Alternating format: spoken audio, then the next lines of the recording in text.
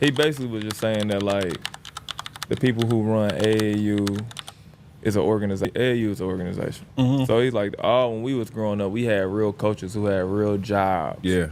Real life. Parents, they was doing it all for the love. They wasn't doing it for no money or nothing. And they was helping you build your character, being a man, and then also teaching you the game of basketball. He's like, now it's a money grab. Like, you got a bunch of niggas who didn't make it, but they like, I see something in this kid. I'll start a team for this kid, give him a little bread, street shit. And they not learning the game, not teaching them the game. That's why we kind of behind when it comes to, like, the European game. And it's true. NIL has taken over college sports in America. From college football to college basketball to college volleyball and even esports. Everywhere you look, companies and agencies and boosters are pouring in millions upon millions of dollars into athletes and programs they hope will bring a big ROI. And that ROI is not always monetary. Sometimes it looks like bigger brand name recognition, capitalizing on an athlete's star power, or bragging rights for your alma mater so that you can parade it in the face of your rival. While collegiate sports NIL has been the main topic of conversation, one subsection of sports in America always seems to be left out. Youth sports. Started out making this bet on high school, but you've evolved quite a bit since that time, and now you're focusing on sort of next generation athletes, maybe just out of high school. Talk to us give us a snapshot of where the company is today. 40s and 50s, and we made a big bet that we could go out and get that younger audience, and that younger audience is the core of our community. And what we did is we said, okay, we have this active community, we're on every social platform, they're super engaged with us, and let's launch our own leagues on top of that. Unless you've been living under a rock, I bet you recognize Overtime. Since the mid-2010s, Overtime has been every youth basketball athlete's dream. And it started with mixtapes. However, as any good business understands, you can't remain the same as the world changes. Social media has grown massively. The pandemic restructured how many industries operate. And AI has introduced changes that have not even reached its zenith in terms of applicability. One of the ways Overtime has done this is through OTE. According to their website, OTE offers the world's most talented basketball players a better pathway to becoming professional athletes. And it's working. Overtime Elite, or OTE, players get paid with a minimum salary of $100,000 annually, bonuses, and equity in the company, as the league pays high school age players to develop professionally, allowing them to skip college while earning money from their talent and brand. Players can choose between the paid professional route or an educational scholarship to maintain college eligibility, with OTE covering expenses and offering financial literacy training. While many thought this is where NIL would stop, I discovered something recently that was very interesting. NIL is coming to the high school level en masse. According to an article released by IMG Academy, NIL is now available to high school students in 42 states. You heard that right. 42 states at the high school level. The only states that don't allow NIL at the high school level are Wyoming, West Virginia, Ohio, Mississippi, Michigan, Indiana, Hawaii, and Alabama. And in Texas, you need to be 17 or older to qualify. After finding this out, my first question was, why don't high schools of all types just start paying their athletes like they do in college? Prep schools have existed for decades, and that was really a form of NIL before it hit national headlines. Top-ranked high schools, or fraudulent schools like Bishop Sycamore, would allow high school-aged students to live on a campus, access to top-of-the-line facilities, hire coaches who were paid a salary, and give them meals that made public school lunch look like something you would see on an episode of Kitchen Nightmares.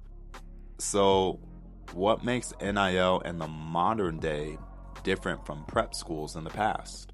The biggest difference is that public schools can now offer similar incentives if their high school state administration allows it. For example, any state where NIL is allowed at the high school level could technically have a donor or a fund or an organization donate money towards the athletic program, and those funds could be used in a plethora of ways. In Colorado, where I live, for example, you can use donated funds for everything except coaches' salaries and exorbitant amounts of money towards one program, aka $1 million being donated to a football program and nothing else. As a high school coach myself, I think there is a benefit to allowing NIL at the high school level. Donors could set aside a certain amount of money each year that goes toward future collegiate scholarships or goes towards some type of brand deal for the athletes each season. However, I do think this is a slippery slope at the youth level. As I mentioned before, I am a high school coach, and I can tell you now, we don't make any money.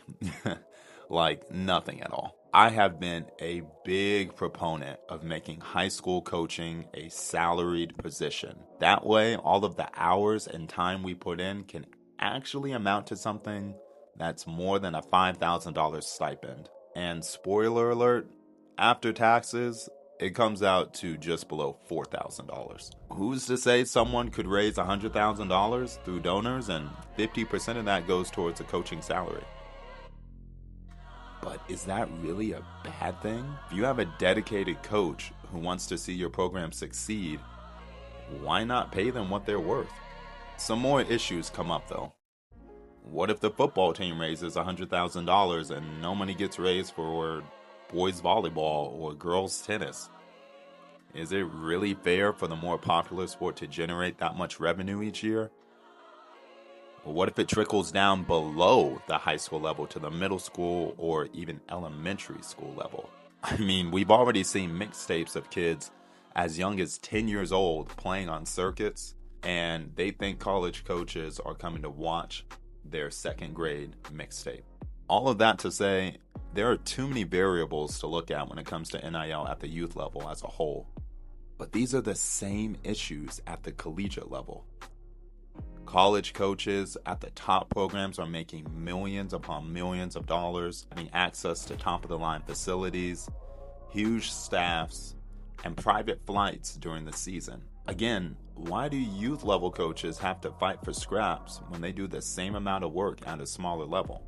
Football is the moneymaker for the NCAA, bringing in millions of dollars each year for NIL, while tennis or bowling at the college level may only bring in a couple $1,000s if they're lucky. A system, a framework, a restructuring needs to happen when it comes to NIL. I heard a coach say that many of these kids are blowing through their checks and will be broke at 30 because they only cared about the cameras, supercars, and short-term success they had in their 20s. Student athletes should be developed and cared for as young men and young women because that's what they are.